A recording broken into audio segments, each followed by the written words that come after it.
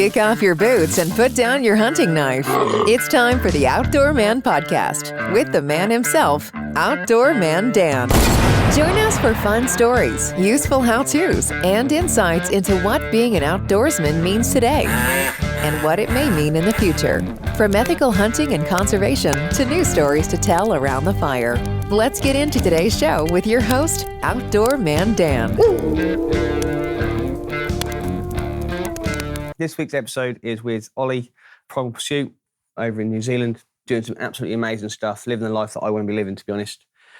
Before we jump into the episode, don't forget to check out this week's sponsors with Sam from Study Shooting. I say it every week, he would literally sell you anything. If you want something, you want to go hunting or anything in the world, in the UK, whatever, hit him up and I'm sure he'll look after you. And of course, V Tactical, again, who look after me a lot with some random kit that I ask for. Like I always say, it's military stuff normally, but he loves a challenge. So check them out, annoy them. They love a private message and see what they can do for you. So cool. Ollie, thank you for doing this. It was nice you actually approached me, which is always a good one. I'm always sort of scratching around for guests and various bits and pieces, interesting people to talk to. So it's always good for someone to approach me. So, thanks for doing it. No, all good. Cheers for having me on. Yeah. So, the first things first, how did it all start? Well, a few years ago, but now about 7 years ago, I was working on super yachts, as a few people do. You might have had a few friends or acquaintances, but it was an Explorer super yacht, so worldwide travelling. And the owners of this, it was a 50-metre motor yacht. They were just mad keen spearfishermen, chasing world records and just, full on. Pros, amazing breath holds, very experienced divers. So got thrown in the deep end. Part of my job was to take them out spearfishing, and we were chasing big pelagics, tuna, marlin, just anything. So had to learn fast, on the job, and it was good though. Yeah, very good experience.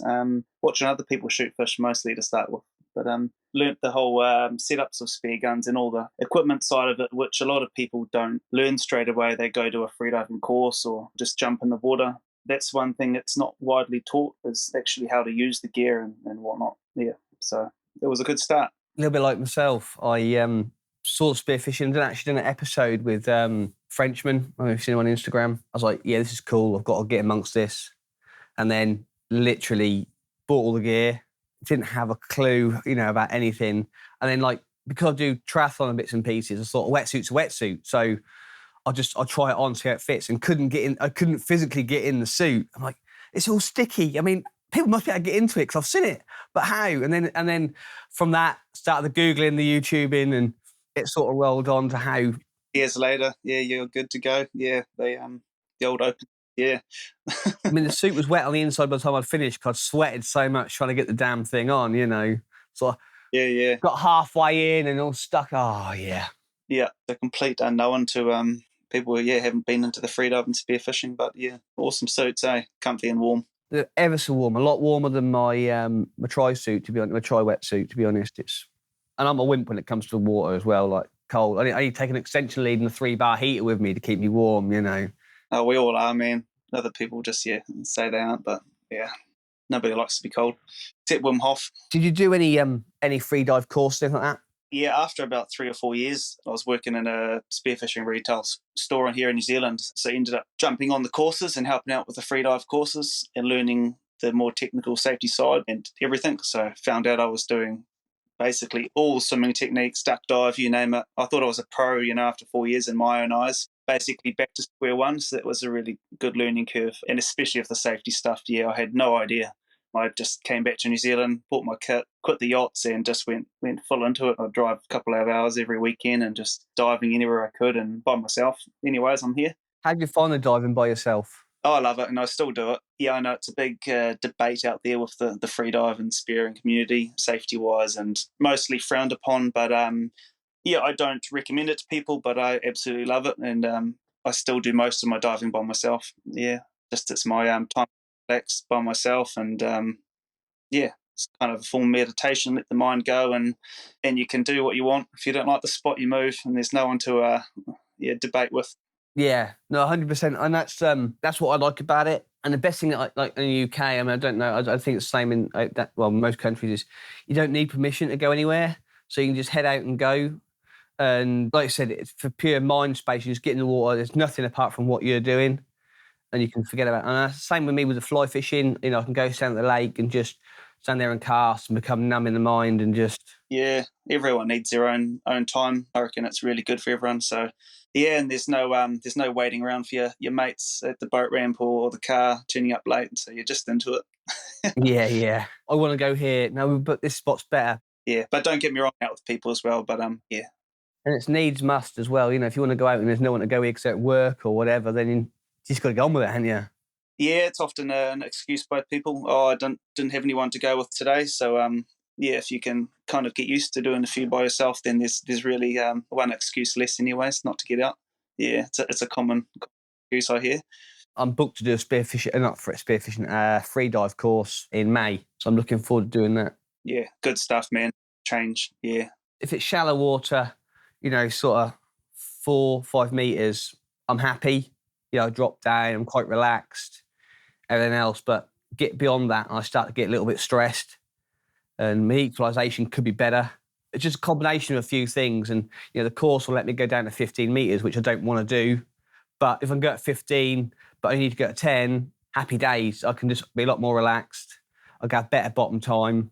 I'm going to enjoy myself more. Yeah, they're awesome, man. It's really like a good mental just test which you can refer to. Like I, as I dive a lot by myself, I'm never pushing it anywhere near my limits. So I'm actually not progressing that fast, and my breath hold is much the same as it's been the last few years, as well as my depth. But I have pushed the limits on the course with, trained professionals around me, and so I do know I can go that much deeper and hold my breath that much longer. So just when you're out in the actual ocean, yeah, you can refer back to that and go, no, I'll be all right, you know, if you have pushed it a bit deeper and stuff. So yeah. Did your breath hold improve after you'd done the course? Yes, it did. I mean, you'll do a static and stuff, like a static breath hold in a pool, which doesn't really relate to much, doesn't help you out. It's more just a mental thing, help you toughness. But I found that one of the most useful things is actually like doing your recovery safety breaths when you come up to the surface. They're massive, and it's about getting your body recovered as fast as you can so you can go back down and do more dives throughout the day. Just learning how to plan your dives throughout the whole day, and instead of doing, for example, 10 massive dives for 2 or 3 minutes, like, you know, if you can go that far, I'd rather do 20, 30, 40, 50 dives of 45 seconds to a minute, and you're actually going to most likely see more stuff, and just, yeah, that's my take on it. But yeah. Yeah, no, 100%. I was hoping that my breath hold would improve. I think it will do with the course, because I stress so much, you know, past that certain limit. At least I'll be relaxed, and then I can just enjoy the ride. No, I definitely will. It's a good thing to do. So it was a couple of things I watched some videos this morning we were talking about before we started recording. Filming on your own, the dramas of that. I mean, what problems have you had to encounter and get around on your own? Yeah, I mean, you've just got to just try and just take it as it comes, man. Every dive's different. Totally, it takes quite a while to get used to GoPros and all that stuff, man. You miss your best shots you've ever taken in your life. Most of them I don't have on film because that dream fish just swims past out of the middle of nowhere. But yeah, I've had just a few mares, but nothing crazy, man. Yeah, nothing crazy really. Oh yeah, there's two things I've encountered a lot of. Is one, we formatted a card with the footage on by accident. Loved that one. So lost like a morning stalking on muntjac, and we missed some good stuff as well. I mean, I missed 2 muntjac that morning. I made some big mistakes, and I know it's embarrassing to put that up on the internet, but in the show that would have been a perfect, like, you know, this is what it's called, hunting and not killing, you know. Yeah, totally, man. And the second one is batteries. Just a nightmare with batteries. Guaranteed. I was like, yeah, I'll get a few more minutes out of this, and then something happens. It's like just dead. Shit. Yeah, fogging up in the dive housing, which you only really need the GoPros these days if you're going past 10 meters. Otherwise, they're pretty good. Yeah, new ones are good, aren't they? Otherwise, yeah, just remember to bring that memory card. Yeah, I've definitely lost a few trips just from absolutely, not bringing the memory card. Simple as that, man. Tell you what, I'm really impressed with, and it's something that I'm going to do hopefully this year. I had a bit of a play last year and it didn't work out for me, and I think I know why, but I wanted your take on it. Was you use the kayak a lot, get out somewhere and then park up and go. So I noticed you got the flag on your kayak, say someone's diving. Yep. Which I haven't done, so I need to do that. And secondly, how do you anchor it? You got an anchor, you tie it down, hope it doesn't float off? Yeah, I've got a little kayak anchor, so I keep that up in the front well. It's connected to the front, ready to go. So if I get to a spot, I can just throw that in. But in general, I'm not using the anchor too much. So I connect my spear gun, pre-connect it with a float line to the front of the kayak, and then I jump over at a spot and I just tow the kayak around. That acts as my fish float, everything all in one. And then depends what species you're hunting. If you're hunting pelagics like yellowtail kingfish, you just drift with the current and whatnot. You don't really need to anchor. But if I'm hunting snapper, reef species, or hunting for crayfish, I'll anchor up in a little bay where I'm working, set a few burleys, grabbing crays, and work off it as a platform. But generally just tow it round. You'd be surprised how light they are in the water. Yeah, well, that's what I tried with mine, but I got in a bit of a snarl up with the line and one thing and another. I attached it to myself, not the gun. You know, I've done a few things horrendously wrong, but I like the idea of having it with you because it's a giant safety line then, isn't it? Yeah, I love it, especially if you're by yourself. You just know it's always there. So if you do get sucked out with the current from the reef, rocks, or anywhere where you're diving, you know you can jump on that kayak and you're safe. So it's I love it. Yeah, kayak fishing's awesome. Some of my best fish speared off a kayak. Yeah. I think that's going to be the next try again, is get out. And also you can get further out, can't you? You know, if you walk somewhere, you're sort of stuck in that area. Yeah, you've got the sweet spot. Got people who walk off the beach, shore dive as we call it. They'll generally walk, you know, maybe a couple of Ks max, first bay, second bay. If you're along the coast, you got guys in boats and they will zoom straight past all those spots in between and go further afield to little islands or quite far down the coast, thinking that's where they should go. So there's that sweet spot in the middle, and that's where I find to do really well. So the kayak's perfect for it. Yeah. The last time I got out was a nice little spot down in Plymouth, and it had an island not far off I say not far off, I mean, it must have been like half a mile off the coast. I was like, and then someone went, oh yeah, there's bass there. I'm like, I can't get there, damn. And it was a big sort of like, yeah, I need to take it with me next time, and then I can just paddle out, I can have a bit of grub with me if I want, I can have everything with me and then enjoy myself a little bit more rather than sort of sweating the small stuff. So what's next? So you obviously do a bit of hunting as well as spearing. What's the big thing? So obviously you're doing your recording, your videos and everything else. What's next for the videos? You got anything sort of planned, lined up? Yeah, well, I've just been, it's kind of prime time for hunting in New Zealand, kind of autumn. It's when we have our roar or the ruts. So all the red stags and the fallow deer, they're all doing their thing, mating, and it's prime time for hunting. So I've just been down in the bottom of New Zealand, Fiordland National Park. It's beautiful country down there, big bush, hunting red stags. So I've just done a bit of filming and whatnot down there. So I've got a few videos in the pipeline and hunting a few fallow deer. Then I'm going to go back down south in a couple of weeks, down to the South Island, New Zealand, and hunt the Himalayan tahr. We've still got those up in the tops there. They're pretty beautiful animals and be fun hunting, and yeah, get down to the mountains, something different. So yeah, I'm pumped, man. Yeah, I'm a little jealous of, and I say it, and I shouldn't be jealous really, of the hunting you guys get, and even in America. I know America's a little bit different because you've got to get tags, and there's a lot of rubbish that comes with the public hunting and everything else, but compared to the UK, it's so much more, I won't say civilised, but you can get out, you can camp, you know, you can hunt, you can move on if you wanted to in certain areas. Whereas in the UK, everything is privately owned. So you either got to have permission or pay to do it.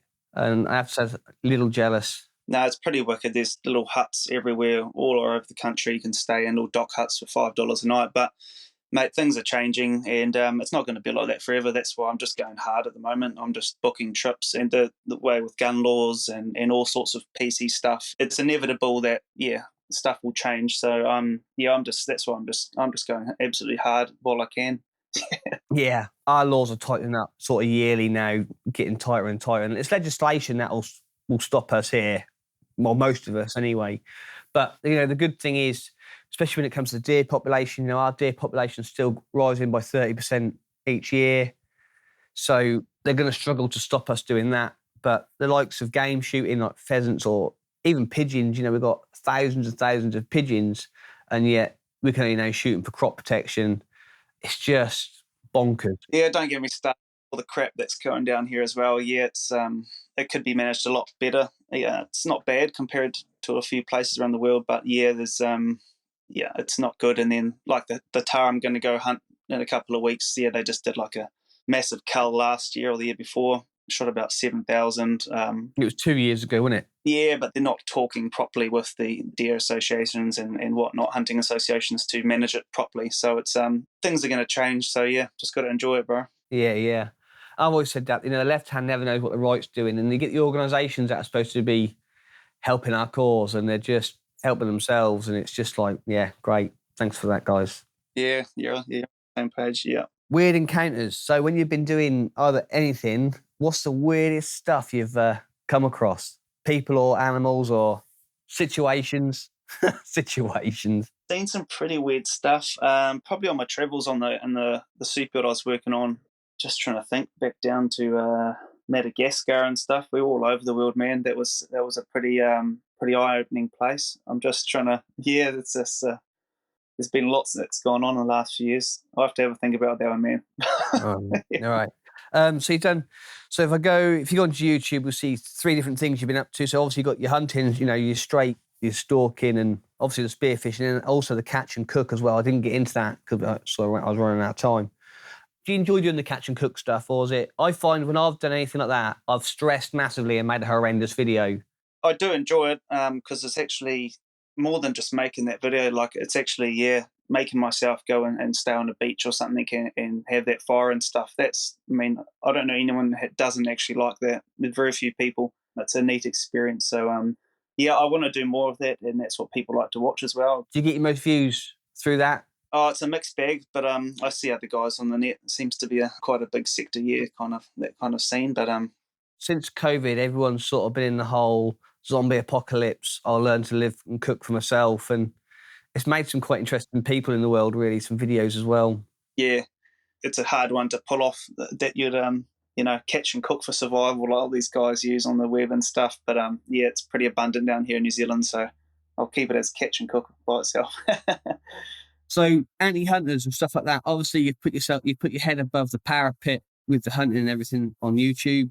Have you had many haters contacting you and calling you a murdering bastard and everything else? Because I was humming and hawing, I knew that would it's quite a bit more aggression with the hunting scene on YouTube and stuff compared to spearfishing. It's coming. Spearos are getting a bit of grief these days, but not as much as the hunting. And no, even with my spearing, I was thinking I'd get a bit more, especially after I speared a marlin a year ago, and that's usually a big workup for the activists out there and stuff. But I had about one comment, so yeah, I'm sure it'll come eventually, man. Maybe my channel's just a bit too small at the stage. I'm not sure, but it'll come, no doubt. There's a lot of those people on the internet. I've had on sods through the Instagram stuff, and I've just always just tried to be polite and go, yeah, see your point, but what about?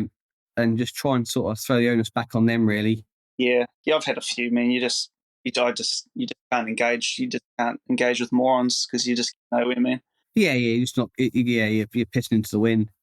I've done a video that made a few people think when I sort of first started outdoor, man, and it was a case of I was clearing an orchard out and it was like overgrown with brambles and it was horrendous, and there's a lot of rabbits in there, and I done a video like, and then once the brambles were gone, because they wanted to use the apples, the rabbits started to ring the trees and kill the trees off.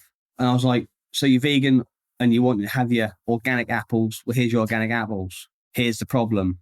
The trees now getting rung by the rabbits. So we've got to do pest control on the rabbits.